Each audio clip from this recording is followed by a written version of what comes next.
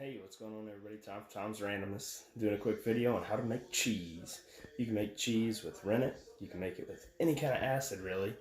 I'm going to try it one way this time and another way another time. This time I'm going to use white vinegar. Next time I'm going to try lemon juice. So stay tuned for that video. But for this video, all you really need is milk, whole milk. This is like the most generic way to do it. So I got a half gallon of whole milk, heat, and you want to get it up to around 190 to 200 degrees, and then turn the heat off, add in your acid, and wait 15 minutes, and then you'll have curds and whey. Separate the curds and whey, and then you'll have cheese. So let me get you flipped around here and we'll start the process. Okay, so what we've got here is a thermometer and milk. I'm gonna add the milk.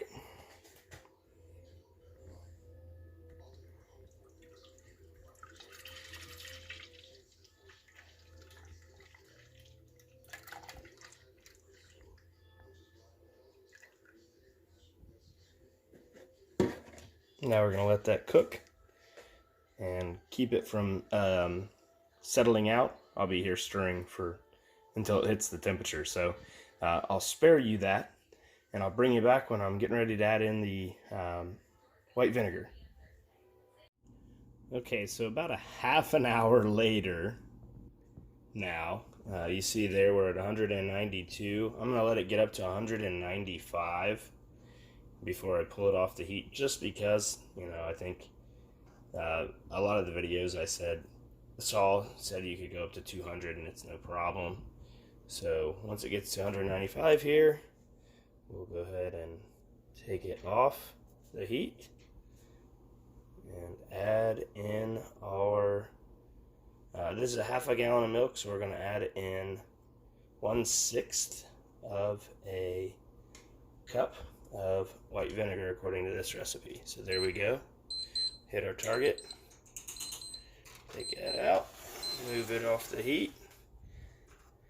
Add in our vinegar. And it's already doing its job that fast. I'll just get it all mixed in. Oh wow, that's curdy up already. Just want to get it all kind of, look at that. That's curdling immediately. How cool. And then I'm going to take the spoon out. Wow, look at that. How cool. Now I'm going to take the spoon out just for a second. Rinse it off. It's all there. Because everybody says it's almost impossible to get this off if you don't keep things clean. By the way, my hands are clean. Those dishes right there are not, but I'll do this for my own scientific reasons. So nobody but me and my family is going to eat it. And now we're going to cover that and let it set for 10 minutes. So we'll bring you back after it's sat for 10 minutes. Okay, it's been 10 minutes. Time to see what we got. Did we succeed or fail? You'll know one way or the other. Look at that. I would say that is a success. We have our curd formed.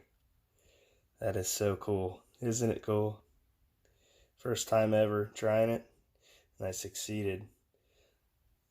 Reading and YouTube are some great tools. Now I'm going to work this a little bit here because I've seen there's benefits. If you can get it all together, it benefits you in the long run. Now, I'm not going to get it all to stick together because it's not going to. But, we're going to strain this out. But isn't that awesome? That is how cheese is made, folks. So, I'm going to, like I said, I'm going to get this strained out. Add my salt. How cool is that? We're getting it all separated out here. And then we'll put it in the cheesecloth. How cool. How cool is that? We're making cheese, folks, on Tom's Randomness on YouTube. Alright, so we're going to go ahead and take this, pour it into our cheesecloth, somewhat carefully if we can. Probably not. Actually, let's dip it out as best we can. Get it to go through. Now I doubled up that cheesecloth, as you'll probably notice, and only because I'm trying to get as much out of this as I can. That's so cool. I'm mesmerized by this, or whatever you want to call it, dumbfounded or something. I'm making cheese in my kitchen. 30 years old, and never a day goes by that I don't try to learn something new. I encourage you to be the same way. Oh, it's so cool. Genuinely excited about this. Now you think the vinegar, strong smell of vinegar, you smell it, but not like you think you would. I smell it, it's just not as strong as I thought it would be. Now you can keep the whey. Whey is all the protein, I guess, or the majority of the protein from the cheese. I'm going to get that yellow piece out of there. I don't know what that is, but I don't want it in there. Almost looks like eggs.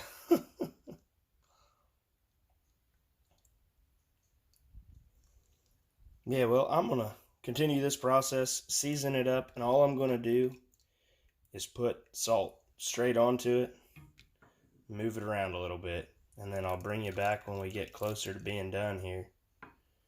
And you'll see kind of what I do to get through it. So stay tuned, and we'll be right back. Okay, so I got the cheese curds all into the cheesecloth. I'll lift this off here. And we've got it in, like I said, I'm pressing it, or I didn't say that, but I got it in the cheesecloth. Now I'm pressing it to get as much of the whey out of it as possible. And I'm going to let this sit for probably a good half an hour with this weight pushing down on it. And then after that, I'm going to take it out and put it in a cold water bath. I'm just trying this out because I think it might help harden the cheese. I don't know. I've seen a lot of videos where they do that for other purposes and for mozzarella and stuff like that. But either way, we're going to have to try it out. So I'm going to give it probably 20. I don't know how long I'll give it here, but I'll bring you back and I'll let you know how long I went, and then you can decide how long you go when you do your own. But yeah, this is pretty heavy. It's like I don't know how big of a pan that is. I assume this pan's about a gallon, so this one's probably 3/4 or so.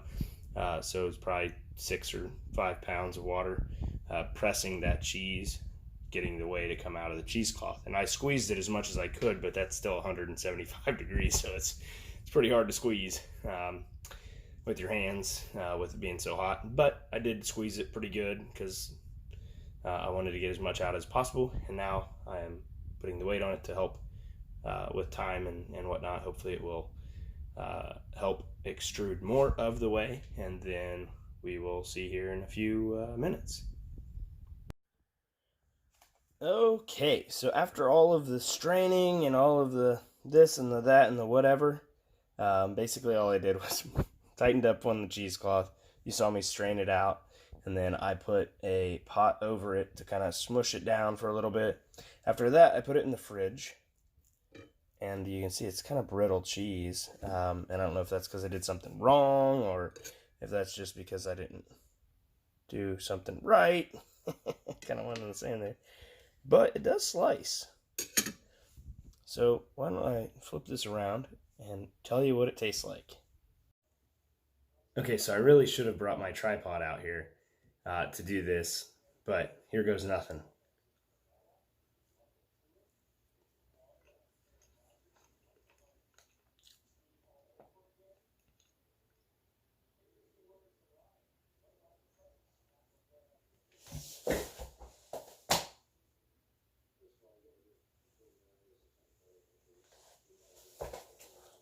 Just kidding. It's absolutely delicious. Now, I will say,